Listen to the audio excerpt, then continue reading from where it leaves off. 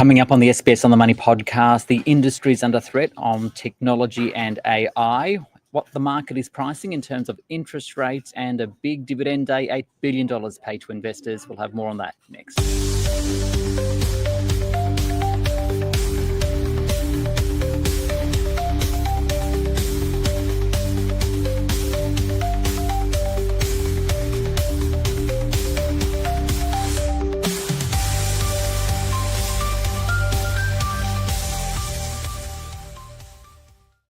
Everyone, welcome to the SBS On the Money podcast for this Thursday, the 25th of September 2025. It's a day where the Australian share market rose by 0.1% to 8,773. We'll have the details with Mark Gardner from MPC Markets in a few moments. But first, to the impact of technology and AI, which economists at Barrenjoey say will trigger the most comprehensive workforce transformation in modern history. It doesn't necessarily mean occupations will be wiped out, though, with change not happening overnight, but many will need to transform or fade over time. To explain, I spoke with Johnathan McMenamin, a senior economist at Barrenjoey.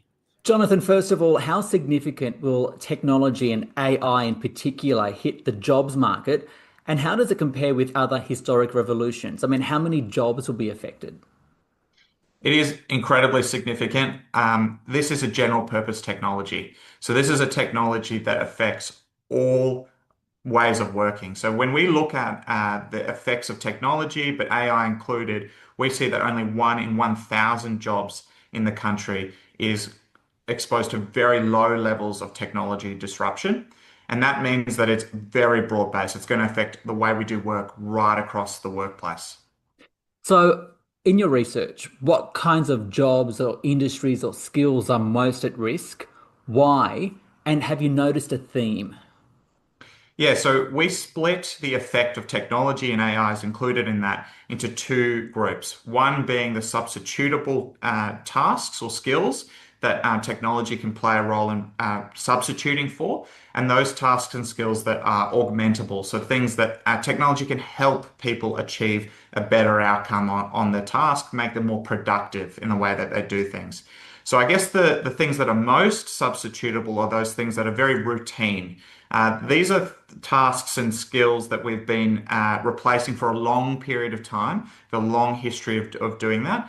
And technology is very well suited at replacing routine tasks.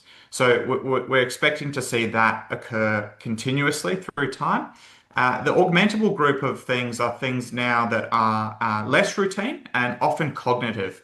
So these are tasks or areas of the workplace that haven't typically been disrupted by technology in the past. So you can think now professionals are more exposed to technology, whereas previously it was machine operators and laborers and clerical people, and now it's moving into a newer group. So run us through some of those industries that are affected and the specific skills within there. Yeah, sure. So when we take a look at combining all of the tasks into their occupations and then translating those occupations onto industries, we find that you kind of get three major groupings of industries. First is that set of industries that are exposed to highly substitutable tasks. So there's a concentration of of tasks within that industry that are most likely to be substituted. Think more retail in this space, right? They stand out for very routine tasks that can be substituted. Then you have the highly augmentable group of occupations or industries. And this is really in that software, IT, healthcare technology space where you have a high concentration of professionals, which are unlikely to be directly substituted, but their productivity can be much further enhanced. And then you have a third group, which is a group that has a mix of both of these things. So you can think of these industries as things like banks or insurance companies, where they have a mix of people with highly substitutable tasks, maybe lower skilled roles that are more clerical in nature. And then you also have a high portion of professionals, where those jobs will be augmented by the technology, just like in software or healthcare technology. Have you done any research as to perhaps, and I mean, we all love numbers, right, to quantify it, as to how many jobs will be affected by this, how many may go, And a second part of that question, how soon will these changes happen? Is it something that's going to happen immediately, or does it come over time? This is one of the greatest questions that we all have, and one that we get constantly asked. Unfortunately, it's one that you can't put an exact number on, and I think we've specifically chosen not to do that. What we can tell you, though, is that there is about 1 in 2 jobs in the economy that have a medium to high augmentation exposure, and there's 1 in 3 that have a medium to high substitution exposure.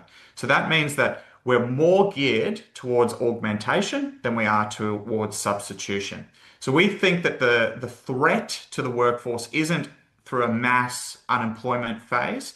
This isn't a doomsday piece of research that you might have seen in some other instances, but it's a more balanced outcome that we're expecting for the workforce. So for the workforce, right, what do you think the message is for them? The message is you have to adapt. You have to upskill, you have to go all in on the technology. This is a general purpose technology, one that will change the way that we work across the workforce, just like when computers came in or when the internet was invented, right? It changed the way our economy operated. We went from brick and mortar banks to online banking, and that completely changed the way we interact with the services around us. This will do the same. It's still in its very early days, right? Right now we're just using it as basically a calculator.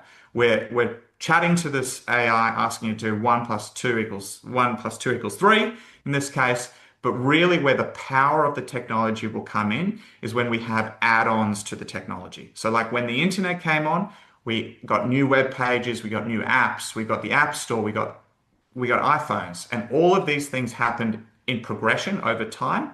The same thing will happen with this technology. You'll get add-ons, which will disrupt the way we do over time. Talking realistically here, where you spoke earlier about there being 1 in 3 jobs, I think you said were substitutable, but 1 in 2 were augmentable. The reality is that jobs will go. I mean, net will be down. Yeah, so typically what history has told us is that you have adaptation over devastation, right? So what will happen is those substitutable occupations, they will either completely transform in terms of what they look like, or you'll see their role in the workforce just fade over time. It won't be an immediate overnight thing, but they will fade. The best example I have in this space is typists. There's still 50,000 typists in Australia, and yet there is the technology to completely replace that occupation, right? We have video recording, we have transcripts. There's still things like regulation, old systems, and just general mistrust of technology that exists, which requires a typist to still be in place, say in the courtroom, for example. So I think the realistic thing to keep in mind here is that we're all human beings, and while the technology is capable of so much, potentially, ultimately, human beings will slow that down through culture, through our regulation, through our trust, and through the cost of the technology itself, which is very high. So can you offer any other type of examples? Yeah, so we have a really good example in the professional kitchen environment. Back in the 1990s, there used to be more cooks than there are chefs. There were chefs. So that meant that a chef would have a number of cooks working for them. But over time, we've seen an increase in technology. This is convection ovens, sous vide machines, POS systems that have basically increased the productivity of a chef to the point where they don't need as many cooks, right? And so what we've seen is the role of a cook in a kitchen fade. So the lower skilled worker isn't really needed within that restaurant. But what's happened instead is there's been an increase in demand for chefs. So now there are 3 chefs per 1 cook in every kitchen now.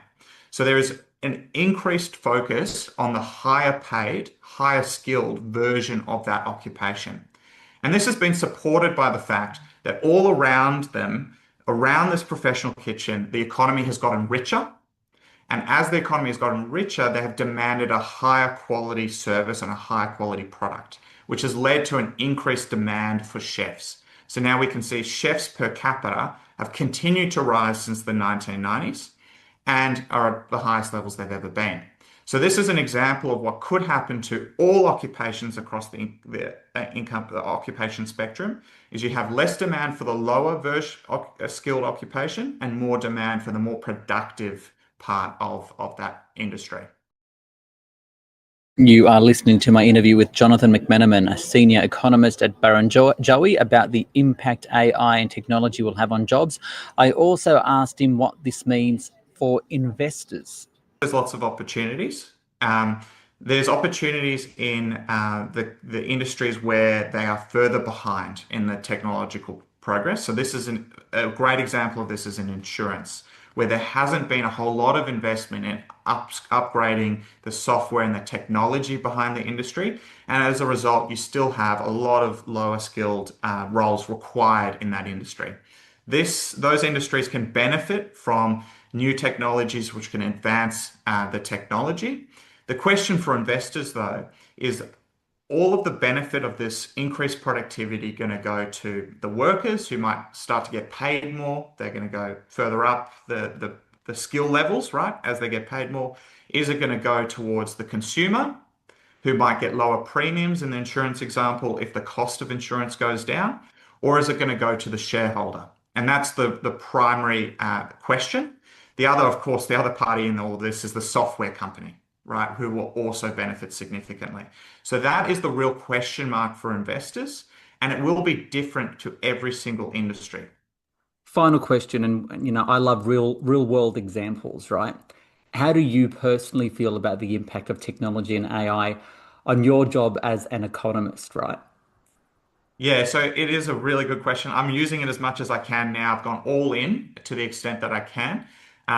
For me, it's probably a little late. For the next generation of economists, that's where the question marks hang, I think. When you think about the need for a 20 grad cohort, you might not need 20 grads, right? You might need 15 in this example, where the productivity of those grads is uplifted so significantly by the AI. The counter to that, though, and so we're always evenly handed as economists, is that the youngest generation is probably the generation most likely to use this technology to its full potential. So you can't completely get rid of new graduates and new entrants, because ultimately that's really where we think the productivity enhancement will come from. That's Johnathan McMenamin there, senior economist at Barrenjoey. From AI, let's go to the share market, where the S&P ASX 200 rose today, but only just by 0.1% to 8,773. More sectors ended lower than higher. Energy and materials, the best, the worst, consumer staples and healthcare. Of the better performing stocks, they were those miners. Capstone, for example, up by about 10%, Sandfire Resources 7.5% stronger. Also the likes of Rio Tinto and BHP Billiton, both up by more than 3.5% today. To tell us more about that and the rest of the day's market action, I spoke with Mark Gardner, the CEO of MPC Markets. Mark, first of all, it would appear the market and many economists are now reconsidering the potential for further interest rate cuts from the Reserve Bank following yesterday's stronger than expected monthly inflation numbers. How significantly has market pricing changed? Why? And does it affect the outlook for equities? Look, I think there's been a couple of the larger investment houses have definitely changed their views. Some have shifted to no more rate cuts this year. I think that's more headline grabbing than it is reality. I think central banks will be far more sensitive to what appears to be a weakening labour market, both here in the US and despite the fact they've got to juggle inflation and the employment market or the labour market. I think with the increasing public pressure, politicizing of central banks, globally, and the amount of pressure that now publicly gets put on them by the media, etc., I think they're more likely to respond to a weakening in the labour market and leave inflation for later, despite the fact that they probably inflation from a long-term perspective is what they should be dealing with first. However, we are in an age where, particularly in the last few years, where those central banks have not lost their independence, but they are certainly far more subject to public pressure and media pressure, etc. So I would say that we've still probably got at least one cut coming. US jobs market had a very significant revision of down 911,000 jobs for last year on their non-farm payrolls numbers. That's the largest revision in history, more larger than COVID, larger than the GFC. It didn't get a lot of airtime due to the fact that Trump stealing the headlines and Oracle's results came out about an hour later, but that's a very significant shift in the labour market over there, and I think it's been underestimated that we've had our first negative payrolls number in the US since December 2020 based on revisions, and then we're likely to see further jobs being lost in the coming payrolls next Friday. So I think we will still get a couple of rate cuts in the States for the rest of the year, possibly more, but in 2026. And I think we will tend to follow the US on about a 6 to 9 month delay. Okay, there's not a lot of news coming out of the markets today, but there is something that's pretty interesting. So we're seeing BHP and Rio having a really fantastic day. It's also on a day when they're both depositing huge amounts of dividends onto bank accounts of shareholders. And in fact, it's a big day for dividends overall. I think there's about $8 billion worth of being delivered to shareholders today, including the likes of Telstra, the Lottery Group too. But just how attractive are dividends at the moment? Dividends from a historical perspective are quite low at the moment. The multiples are quite high. We're sitting at record highs, and valuations, particularly when you look at the big four banks, etc. Dividend yields are at the lowest point they've been at in quite some time. So while $8 billion sounds like a lot of money, if you go back a couple of years, the actual dividend yield was probably at least 40-50% higher. So, but I think Rio and BHP, well, obviously dividend reinvestment schemes would be going back into the market today. But Rio and BHP have been buoyed today by the fact that Freeport-McMoRan, which is